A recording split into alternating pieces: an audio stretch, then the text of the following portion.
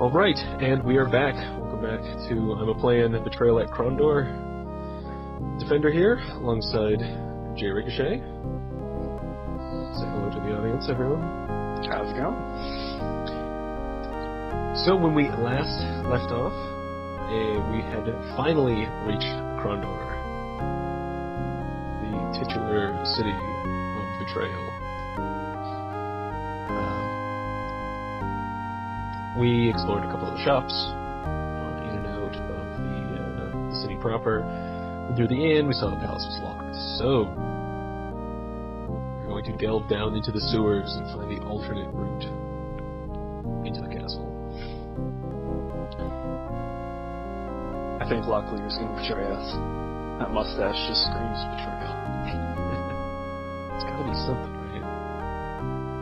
Well, here we are, I've never seen an entrance to a sewer that looks anything like this. Sort of seemed out of place inside the capital city of the Western Realm. Yeah, I didn't know the hobbits lived in sewers. Maybe they're in this little hole along the side. What's it? Oh, 5 gold. Yeah, right. Yeah, it seems a little out of place, but in we go. Again, this looks like a cave, like with chiseled out steps, and not like a sewer.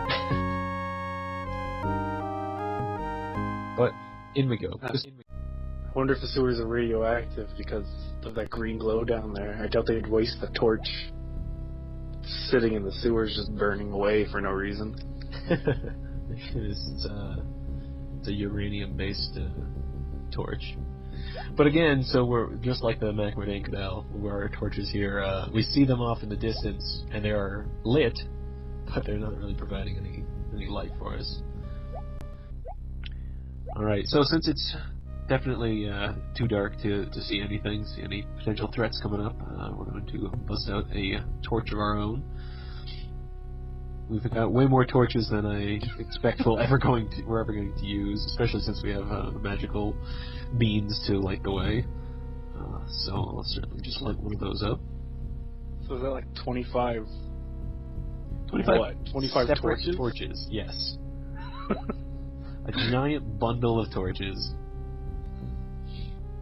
Alright, so onward we go. Who goes there? And this fine British lad introduces himself as the gatekeeper to the Thieves' Highway. The sewers underneath Krondor are well known, or are very prevalent within the Krondor universe.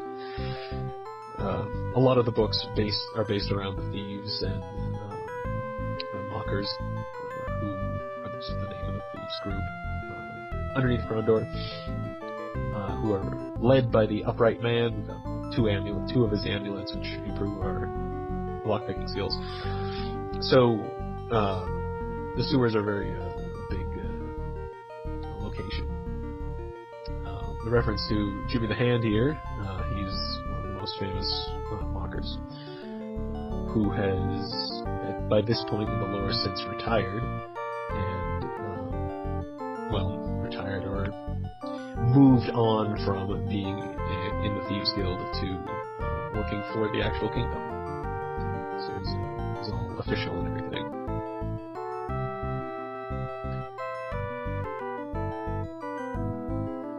But Locklear here is not the famous legend that Jimmy the Hand is, and so nobody really believes him.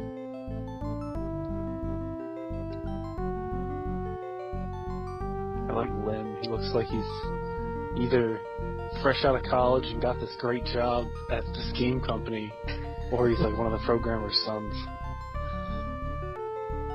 Yeah, no, I mean he does not look like a thief. Well, to be fair, there are a lot of thieves that are very young, that are orphans or whatever, that get picked up. You have to thieve to survive. Right. So he lets us go on, but we stop him to ask a couple of questions.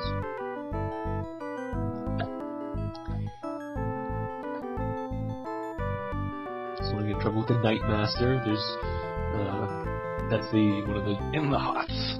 in the hots. Sorry, yes, not trouble. Gets in the hots. The Night Master and the Day Master are the two generals for the Big Bright Man. So luckily, he's like, "Oh, we're gonna get lost. We want to ask you some questions." The only thing he wants to ask about is picklocks. So since you're a thief and everything, can we buy some picklocks off of you?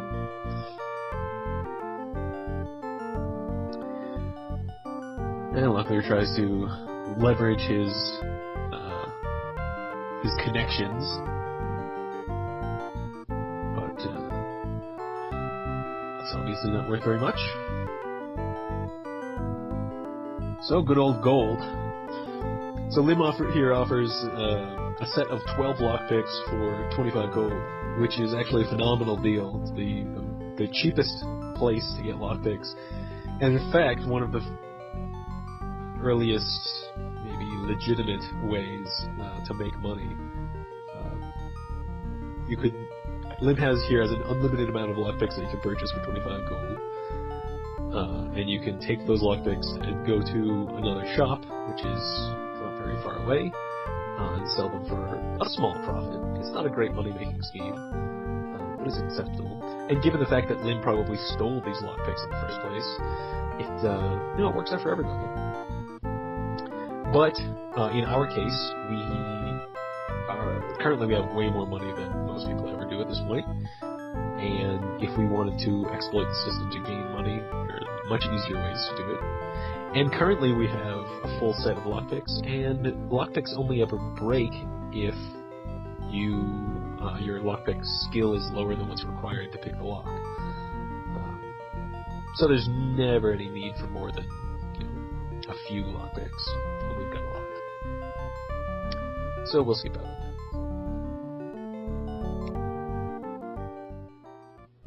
So then off we go. So the sewers here in Krondor are very much similar to the sewers that we've already encountered or rather the dungeon that we encountered in the Macmordian Canal, as far as the format goes. Obviously the walls are a different color, which sets it apart a little bit, but by and large it's pretty much the same. Again, you got to be careful when you navigate around. You want to go in first person. Going out to this map view is handy, especially if you're trying to map it on your own outside of the system of what's where, but you can't see anything that's coming out. Like these guys, for example. See some guys hanging out by this ladder in the next room. So naturally, you storm in with the torch blazing. Oddly enough, once again, we have not caught them by surprise. Shockingly. Slightly unfortunate, but for whatever reason, Owen is able to go first. So, let's see, what are we going to use?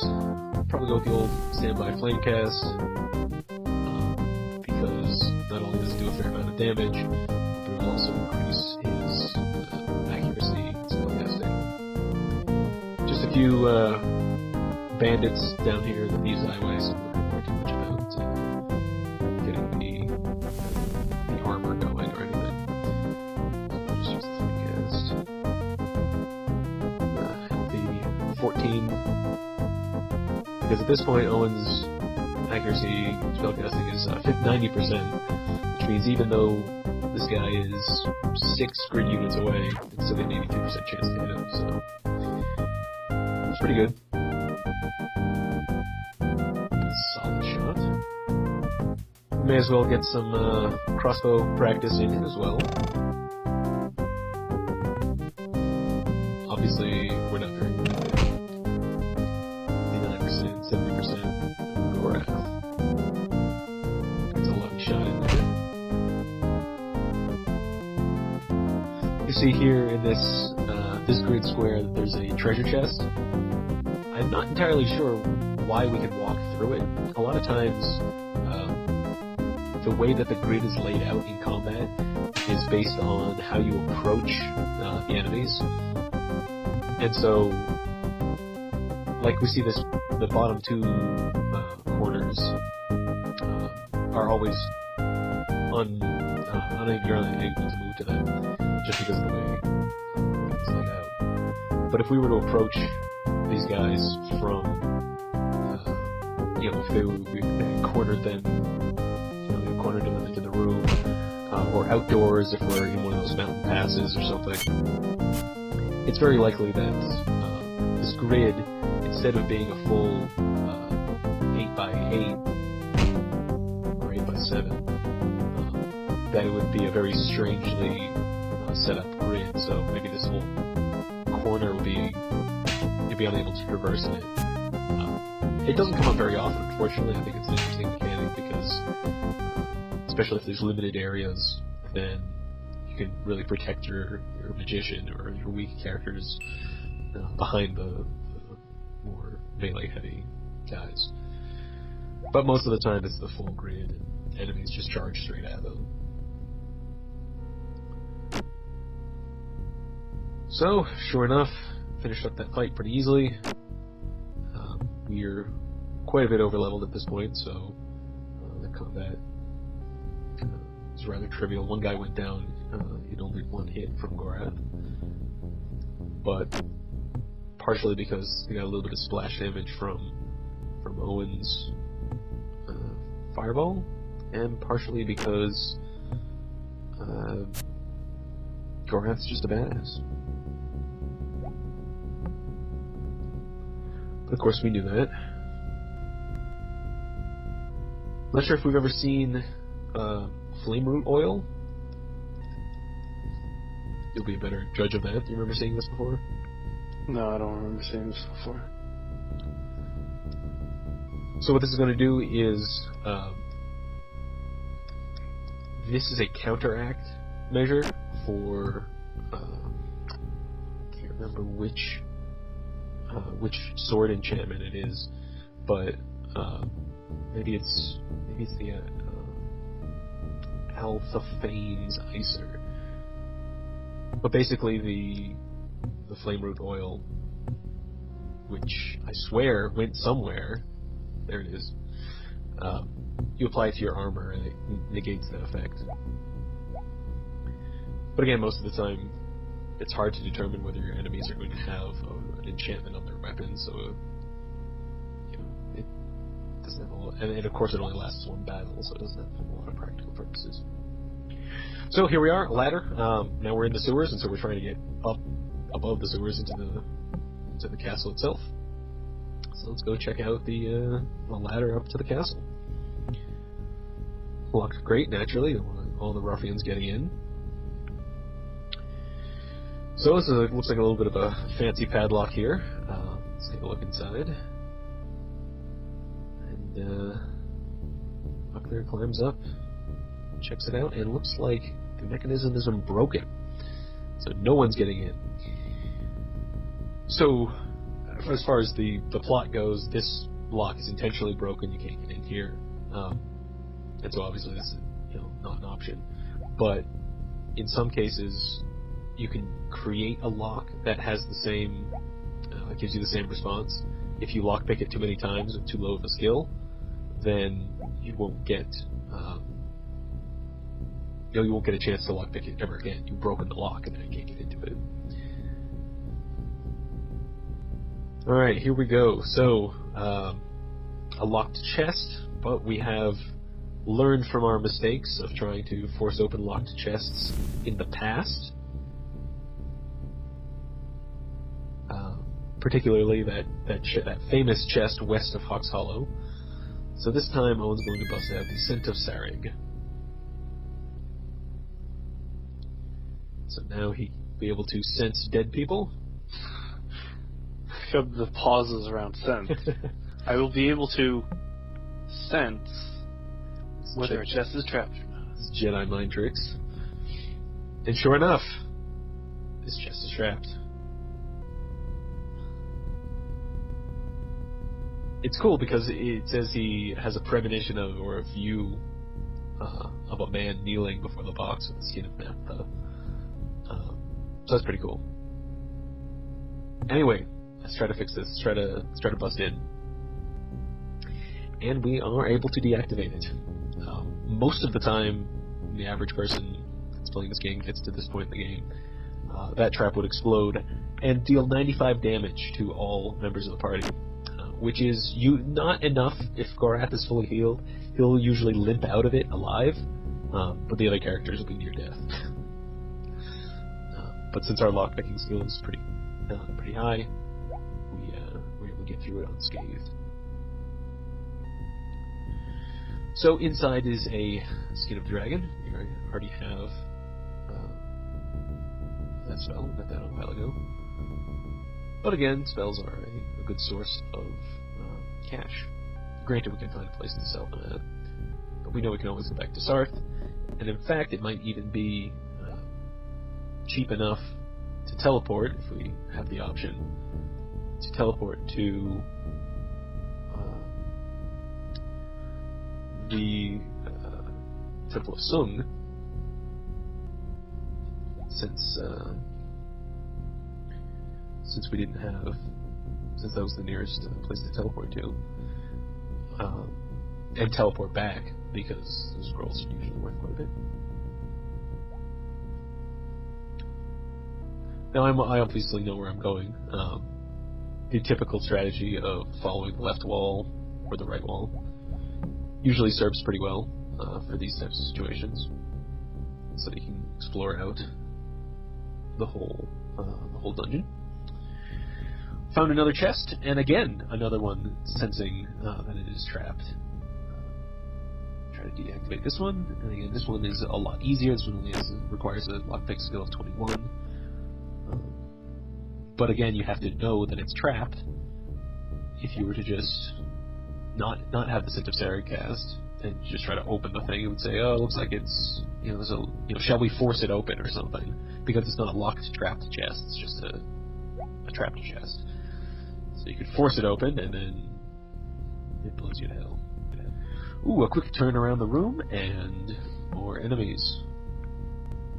So they went over the plan pretty quickly, charge in there screaming. As always. One step. Ah! Yeah. It's like, if you imagine that, like just outside, they can kind of like see us, stop there, standing, discussing something in a circle. They have a torch. Do you think we can't see them? Let's see. It's pretty low on the stamina.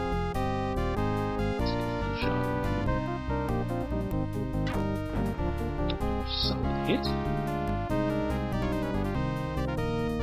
Just charging wildly. 90. Locklear had a 96% chance of hitting. He still missed. The percentages here are was a little bit interesting.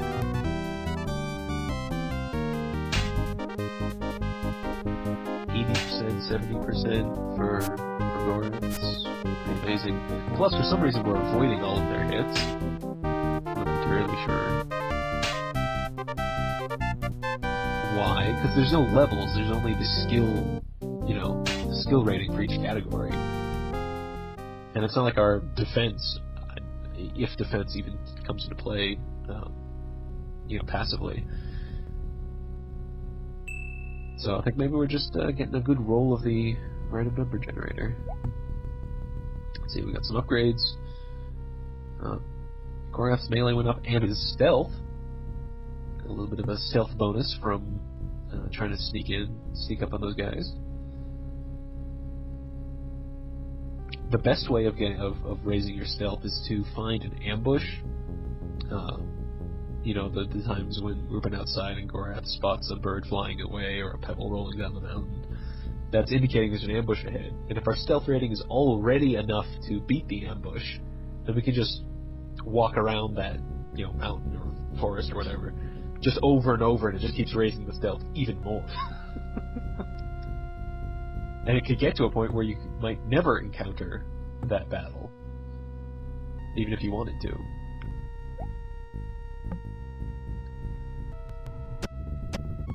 Quick loot here. Again, this problem of the icons kind of overlapping. A little more Dragonstone. Now, in some cases, lockpicks are able to stack on top of each other. These dragon stones, however, are not. So I have 2 entries of that.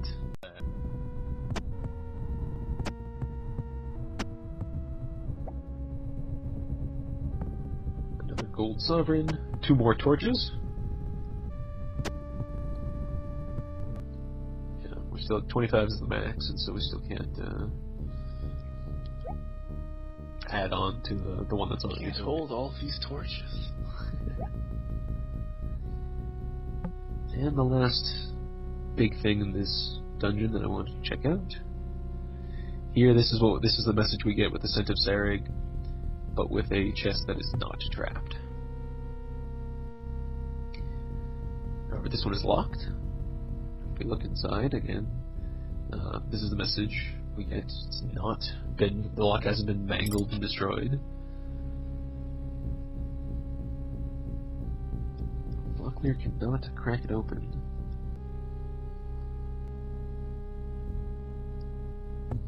Interesting. Well, I thought he could. Apparently my notes are wrong. So, we'll have to come back to that later. There's a couple of little trinkets in there that I'd like to get.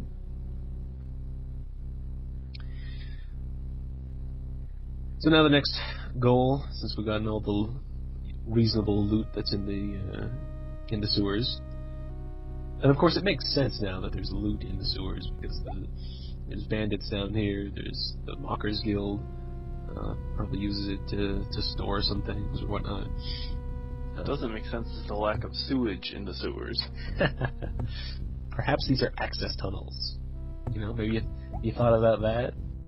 So a benefit of the being in a dungeon is that when we rest until healed, it doesn't matter what time of day it is. We just pick up at,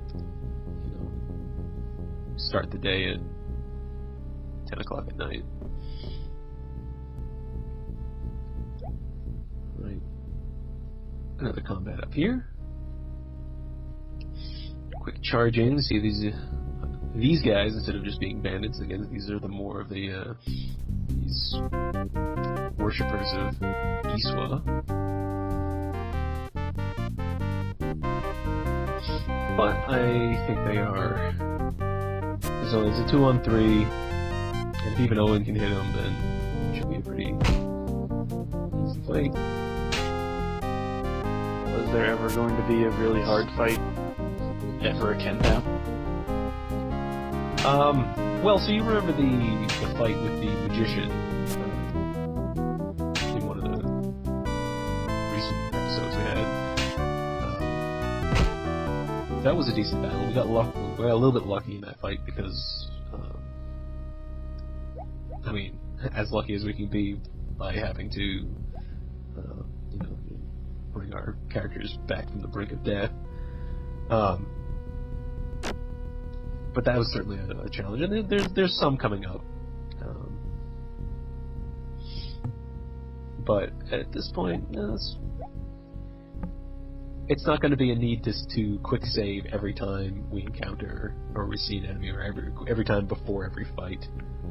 I'm confident enough in the planning out that this route is going on that we should be okay. Another ladder up. Check this one out. And this time, peering through the hole into the inner workings, see that it just takes a very special key. It's not pickable. So easy to tell.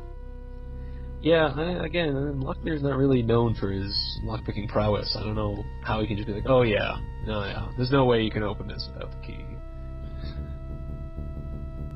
So, now we need to find the key. Or another way up. One more ladder. Maybe somebody's broken this lock already open for us? No. But they have broken the lock. A few steps forward, and again, and at the edge of this room here, there's a chasm. That's unfortunate. too wide to jump across and too deep to climb down. And let's see. Up ahead, overhead, a small hook. Fancy a little Indiana Jones action? It's the worst that could happen. I would say yes. Full motion video! Oh yeah! That was awesome. I did not control any of that. And I forgot, we dipped down a little bit, so that was another change of elevation.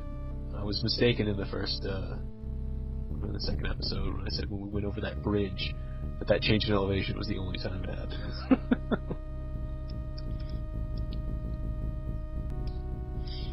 Yeah, certainly no sewage in these sewers. Never will be. Always 4 torches together, never just one alone. Well, if you're going to design a sewer tunnel, may as well do it consistently. So up ahead there were enemies. And I realize now that I think we saw them. However, rather than being the usual bandits, these guys were all wisely all dressed in black, so that I could not see them. So therefore they certainly got the jump on us. These guys survived a full 3-round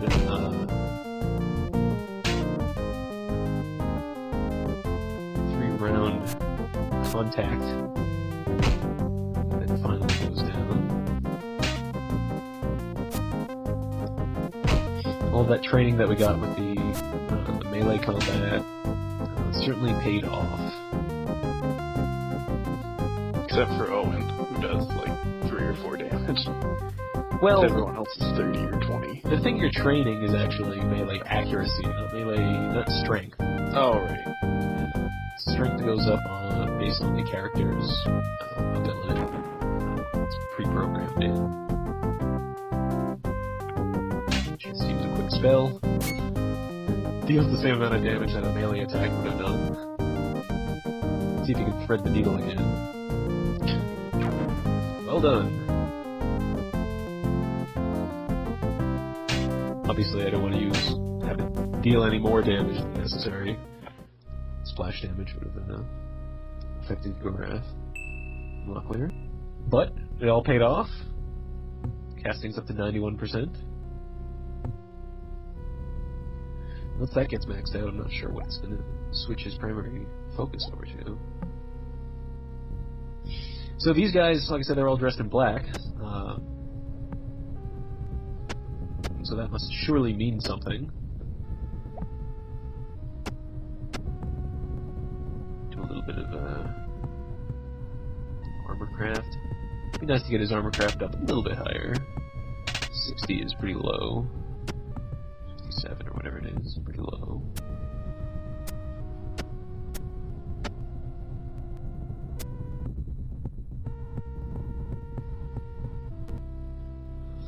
Alright, so we got 1 point in armorcraft, which is worth it. Thinking big picture, long term here. Another ladder up here, let's see, maybe this one will be worth something. Ooh, it's a chest.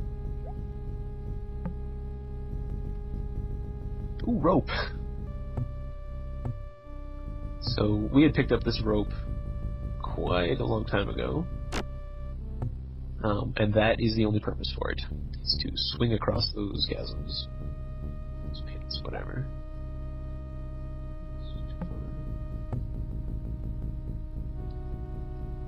One more check. Okay, another one broken. Alas.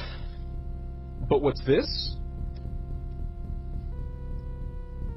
A whistle. A stone sink in his gullet. I was really confused by that line. First I thought of a stone sink, like an actual sink that you wash your hands in. That didn't make sense. Then I thought he was swallowing a physical stone. And that didn't make sense. And then I realized it was a metaphor. It's always the last choice for you. Another character, James. The 12 gods. James, or Jimmy the Hand, the famous legend as alluded to. I was gonna say, so he's a legend, but he's just chilling in the sewers. Well, he is chilling in the sewers, yes. Perhaps there is a reason. You reference here now to the Nighthawks in the sewers. That's who apparently all of the characters knew.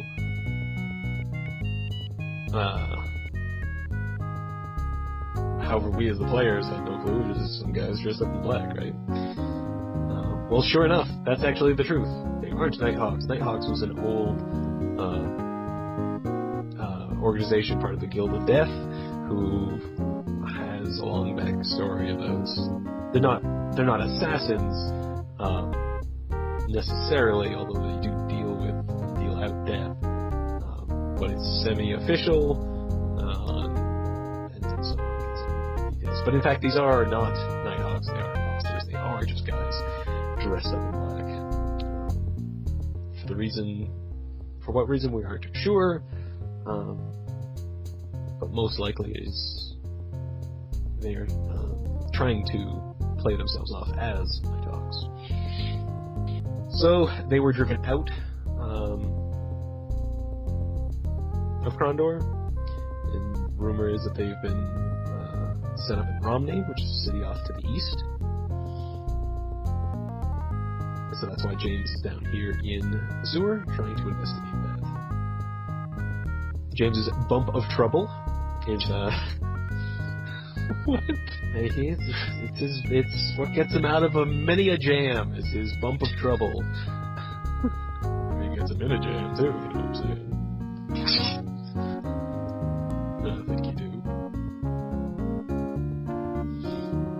So naturally, all of these official kingdom men know all the secret in and out routes to the ultra secure castle of the Western Kingdom.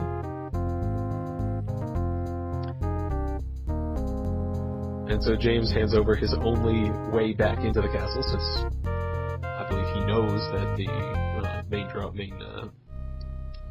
portcullis is broken. Because he's a pal. So we swipe that off of him, and we're able to continue on.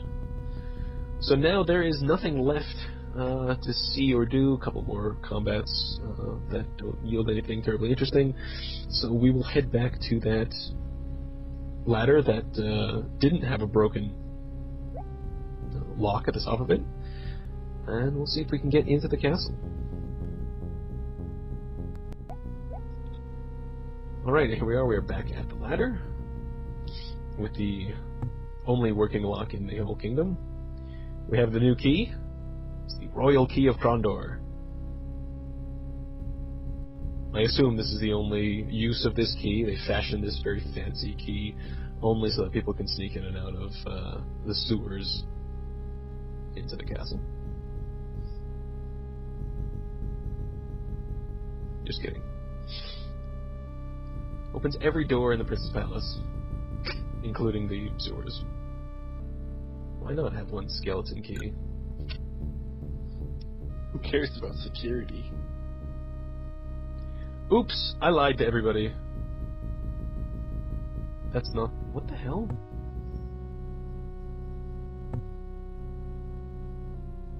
Oh, whoops. We're not there yet. It's the next one.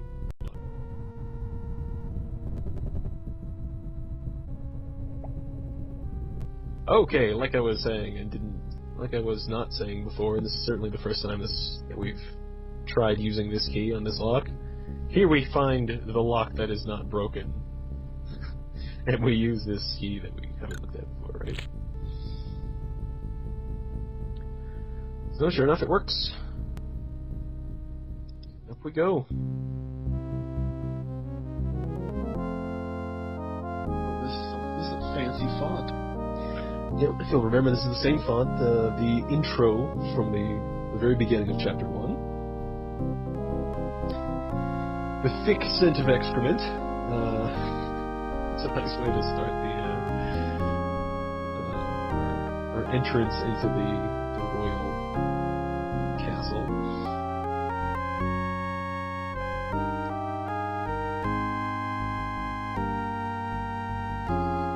And of course, this is Owen's first visit to Krondor, since he's the farm boy that doesn't travel very far from his aunt's house.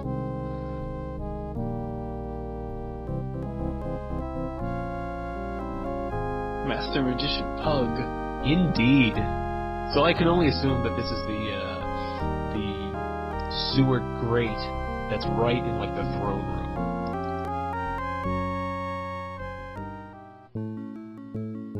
Because here we are, the Prince Arutha, he's the leader of the western half of the Kingdom of Isles, which is everything that takes place in this game, and Grand Master Magician Pug, just standing right there outside this grate that we opened from the excrement-filled sewers.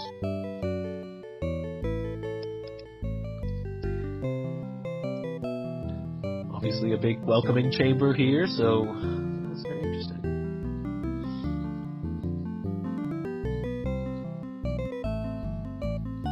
Exchanging little pleasantries, chit-chat.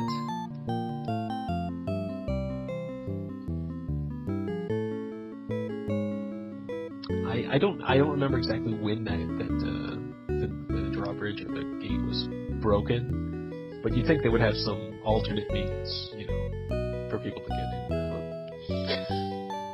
in, rather than taunting people from coming up through the sewers. Not really guarding the sewers, just being like, yeah, you can come in if you want. Not being upset that, hey, some people just broke into the palace. Another good point there. But again, if the only entrance leads into the, royal chambers, obviously somebody's going to be seeing people. No one's going to be sneaking in. Because everyone, of course, wants the shit pipe to come into the royal chambers. It's the perfect place for it. So, the prince obviously knew about the Nighthawk situation already, because he sent Jim Hand down to the sewers to start exploring that. So Locklear is bringing news from the Northlands, introducing Gorath. But gasp! There's a second Moradel in the chamber. This one armed with a longbow. Who didn't see this guy? Oh, wow. Get down! Pew! It was so badass when I first saw that. That was a long cutscene. That was fantastic. And welcome to Chapter 2.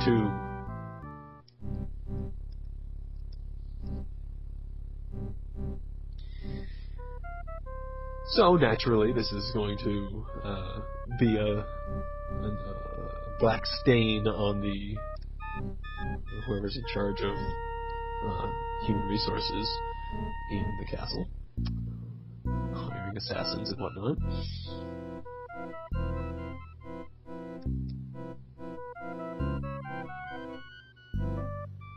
So we're hearing somebody having a dream. River of Men, streaming out of the north.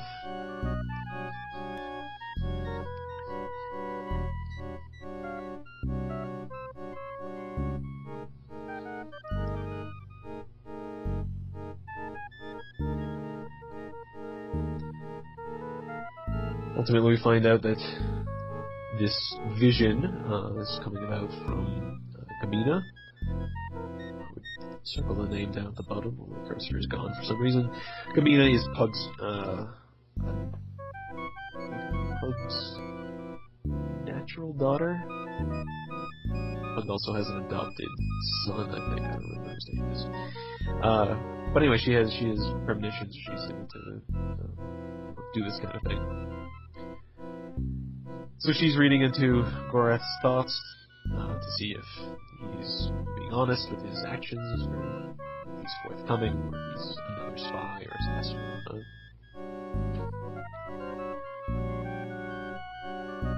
And there's another master magician, Makala, who apparently has the same abilities.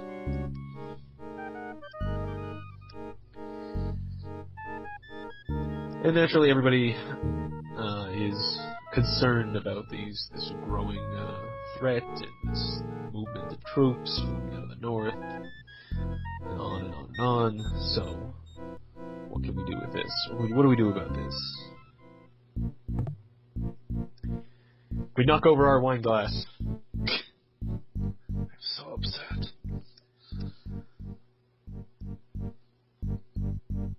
Yes, so naturally, the leader of the Free Realms wants to be the leader, doesn't want to be bossed around, doesn't give in to terrorist demands, and so on and so on.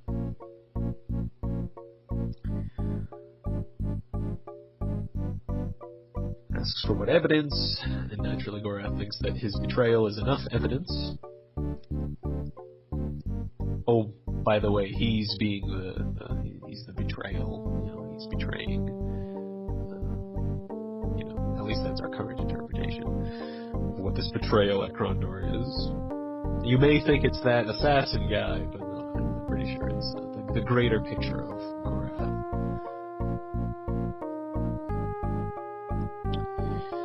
So Delcon has risen up as the presumed leader of the Mordel, but obviously not everybody believes him. So Gorath is sort of acting like a part of the resistance movement. Perhaps he's the only resistance movement. He hasn't mentioned ever anybody else that disagrees with Delcon. So perhaps he's just a jerk amongst his people. But that's good news for the Kingdom of Isles, though, because if they didn't know anything about this, they would have been caught off guard.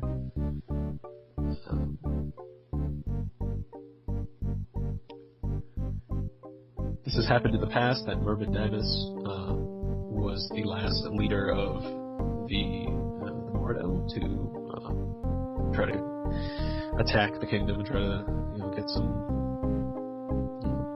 Because they've been the Dark Elves have been banished to the Northlands, and then it's frozen up there. Nobody wants to live up in the frozen tundra, so they are obviously trying to. They're bitter. Marutha wants all the details, and naturally Gorath doesn't really have any details, despite being pretty high up within Delcon's ranks. He doesn't really know much.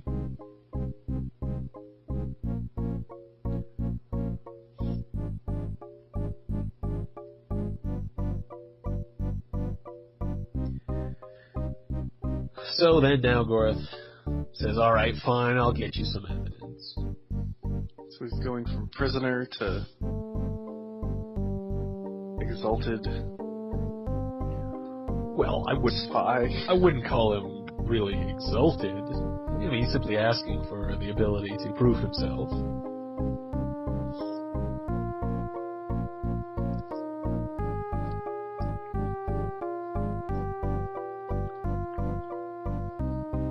So again, more mention of the Nighthawks. And again, Romney comes up because Gorath apparently has heard about Nighthawks being sent there.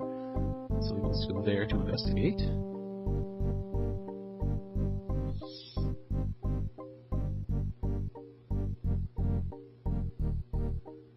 Always sent to a rendezvous in Romney.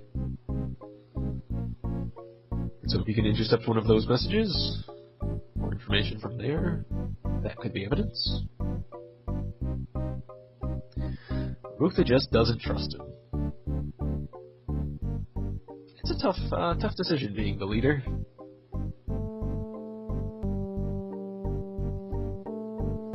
But he ultimately allows him to go. But first, let's look at the map. Pug, roll the map. Yeah, you'd think he'd have a little squire or something, that could do that rather than me. Well, dude looks like a squire. With that haircut. He looks like, kind of like the guy from Monty Python that shoots the guy with the arrow and is like, "You rescued me." He's like, "Well, I thought you were a girl." Yes. So, Marutha provides the plan of attack, so to speak, for Gorath. He'll be accompanied by Seigneur James, rather than so Locklear has business elsewhere. Whether that involves being sent back north to continue his exile, his temporary exile, or not, for his actions. We don't know. All that we know is his business elsewhere.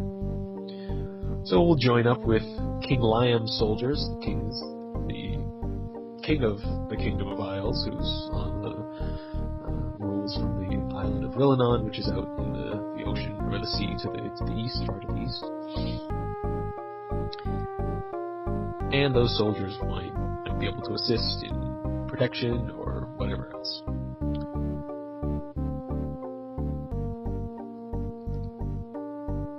So once we get that evidence, then finally Arutha will do something to protect, to bolster up the forts, the castles to the north, or whatever. Then he'll consider what Gorath is saying to be true.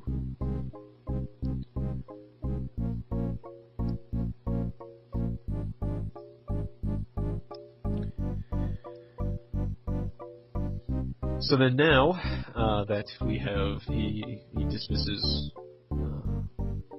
the rest of the party, Arutha and Pug sit down to discuss real strategy. So now we get I've always loved this too, it's the regular world map that we're always looking at. This is what Pug unrolled on the table. And we've got this big pointer sticking out into the middle of it. That is a pretty cool effect, I do have to admit. High Castle and North Warden are his potential targets. All of the Moradel are in the far, far northlands. Sarsargoth is that blue city way up at the top. Leaving High Castle. Now, obviously you see 3 roads or 3 paths down through this mountain range. I don't know why they don't look at the one over on the far west. It's like, that's not even an option. That was the one that we attempted to go north through that was cut off by snow. Way back in the early episodes.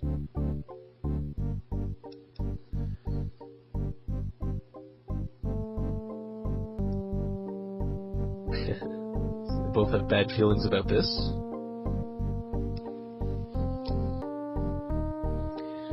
So what Arutha will do is he'll call in some of the reserves from the cities to the east, and put them outside of the Dimwood. Dimwood is the forest right in the center of the map. And in fact, Arutha himself is going to join those companies of soldiers, so that once we hear word, I guess he's assuming at this point that Gorath is telling the truth.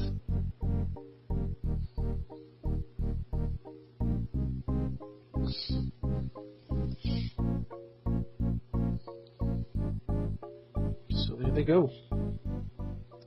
We're now in Chapter 2. The goal is to go to the Black Sheep Tavern in Romney.